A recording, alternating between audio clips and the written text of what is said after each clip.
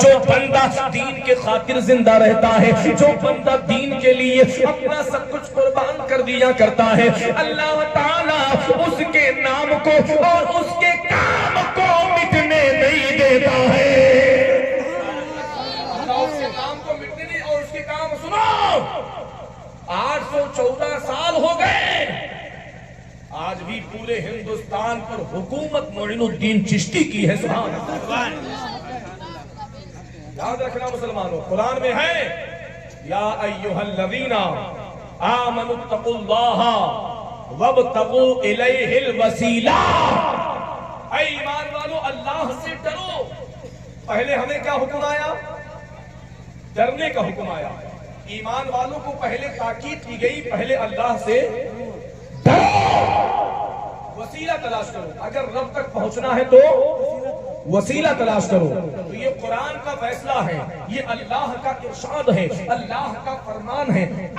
اس میں وسیلے کا ذکر ہے کہ وسیلہ تلاشا جائے گا۔ اللہ تک اگر پہنچنا ہے تمہیں شیخ کامل کو آپ کو تلاشنا پڑے گا۔ اب سنو، قرآن کی اس آیت سے پتا چل گیا ڈائریکٹ اللہ نہیں مل جاتا، بلکہ اللہ تک پہنچنے کے لیے وسیلہ بیچ میں ضروری ہے۔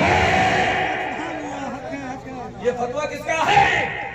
یہ قرآن کا فتویٰ۔ کس کا فتویٰ؟ قرآن کا فتویٰ۔ اب آج کل بڑے بد عقیدہ لوگ ہیں، کہتے وسیلہ حرام ہے، جو کچھ کہنا ہے اللہ سے کہو، جو کچھ کہنا ہے مولا سے کہو، جو کچھ مانگنا ہے اللہ سے مانگو۔ میں کہتا ہوں جب اللہ سے مانگنا ہے تو پھر کھانا اپنی بیوی سے کیوں مانگتا ہے؟ جب بھوک لگتی ہے آدمی کھانا کس سے مانگتا ہے؟ کہتا ہے محترمہ لاؤ کھانا لاؤ۔ ارے میں کہتا ہوں جب سب کچھ اللہ ہی سے مانگنا ہے تو وسیلہ بیوی کا کیوں لیا آپ نے؟ اللہ سے مانگ لو۔ تو پتا چلا بغیر وسیلے کے ہرگز خدا نہیں مل سکتا۔ اگر خدا تک پہنچنا ہے تو بیچ میں وسیلہ لینا پڑے گا۔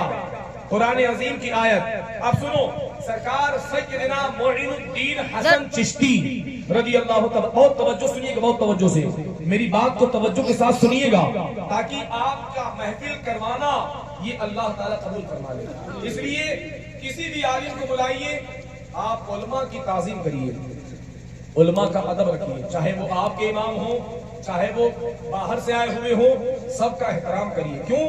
عالم دین جو ہوتا ہے نا، حضور نے فرمایا العلماء ورثۃ الانبیاء، یہ علماء میرے وارثین ہیں۔ سبحان اللہ، یہ نبیوں کے کیا ہیں؟ وارثین ہیں۔ اگر ان کی قدر کرو گے، میرے مصطفیٰ فرماتے ہیں جو میرے وارثین کی قدر کرے، جو میرے ورثہ کی قدر کرے، گویا اس نے میری قدر کی۔ سبحان اللہ، حضور فرماتے جس نے کسی عالم کی خدمت کی گویا اس نے میری خدمت کی۔ اگر کسی نے کسی عالم دین سے مصافحہ کیا، حضور فرماتے ہیں گویا اس نے مجھ سے مصافحہ کیا۔ اور سن لو، دولت کے وراثت دار آپ کی اولاد ہوں گے، آپ کے گھر والے ہوں گے۔ اگر آپ کے پاس پراپرٹی ہے، آپ کے پاس کھیت ہے، آپ کے پاس کھلیان ہے، آپ کے پاس دکان ہے، آپ کے پاس مکان ہے، آپ کے مرنے کے بعد ان ساری چیزوں کی وراثت آپ کی اولاد کے حق میں جائے گی۔ مگر سنو، حضور نے دین اسلام کی تعلیم کی وراثت کسی اور کو نہیں دیا، بلکہ وہ علماء کی جماعت کو دیا ہے، وہ عالم دین کی جماعت کو عطا کیا۔ پتا چلا اے مسلمانوں، جس نے کسی عالم کی خدمت کی گویا اس نے رسول اللہ کی عالموں کی خدمت کریے۔ ان کی بات کو ایسا نہیں ہے آپ نے ہم کو منقبت سے بلا لی، یاد کیا ہم چلے آئے تو آپ میری بات کو غور سے نہ سنیں، ایسا نہیں ہے۔ توجہ کے ساتھ سنیے گا، جتنا دیر بولوں گا۔ اس لیے میں چاہتا ہوں کہ غریب نواز رضی اللہ تعالیٰ عنہ کی ہسٹری آپ کے سامنے رکھوں، اور وہ ہسٹری آپ سنیں، دل سے سنیں۔ سرکار معین الدین چشتی رضی اللہ تبارک و تعالیٰ عنہ، اللہ اللہ، اے مسلمانوں، سنجر میں پیدا ہوئے۔ کہاں پیدا ہوئے؟ جس کو سجستان بھی کہا جاتا ہے، یہ ایران کے علاقے میں سنجر ہے۔ سنجر میں آپ کی پیدائش ہوئی۔ اللہ اللہ۔ اور اے مسلمانوں یاد رکھنا، پورے سنجر کے مسلمان تہجد کی نماز پڑھتے تھے۔ پورے سنجر میں کوئی بھی ایسا نہیں تھا، سب کے سب تہجد گزار تھے۔ رات کی تاریکی ہوتی، اچھا پہلے کے مسلمانوں کا تال میل بڑا اچھا تھا، پہلے کے مسلمانوں کا بیوہار بڑا اچھا تھا، آپسی اخلاق بڑا اچھا تھا۔ اگر ایک مسلمان اٹھتا ایک دوسرے کو جگہ لیتا، اگر دوسرا اٹھتا تیسرے کو جگہ لیتا، اگر تیسرا اٹھتا چوتھے کو جگہ لیتا۔ اسی طریقے سے پورے سنجر کے مسلمان اکٹھا ہو کر سنجر کی جامع مسجد کے اندر تہجد کی نماز ادا کیا کرتے تھے۔ اللہ اکبر کبیرہ۔ یہ بزرگوں کا تال میل تھا، یہ بزرگوں کے اندر محبت تھی۔ اب آئیے دیکھیے، 13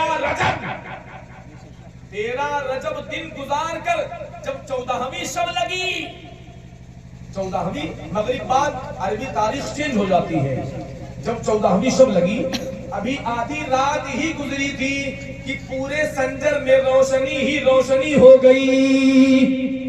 پورے سنجر میں اتنے میں کچھ لوگ اٹھے، انہوں نے سنجر میں روشنی دیکھی تو انہوں نے آپس میں کہا، لگتا ہے ہم لوگوں سے غفلت ہو گئی، آج ہماری نماز تہجد قضا ہو گئی، چھوٹ گئی، اب کیا کریں؟ بڑا غضب ہو گیا۔ اب ایک بندہ نکلا باہر، اسی طریقے سے لوگ اکٹھا ہوئے، سارے سنجر کے مسلمان اکٹھا ہو گئے اور آپس میں گفتگو کیا، یار یہ کون سی بات ہوئی؟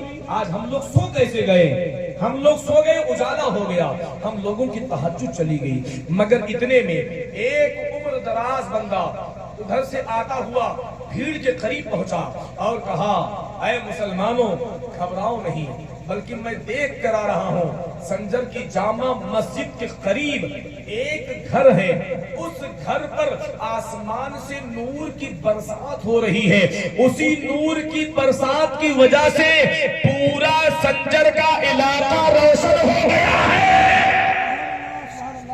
تو کہا چلو پتہ لگایا جائے۔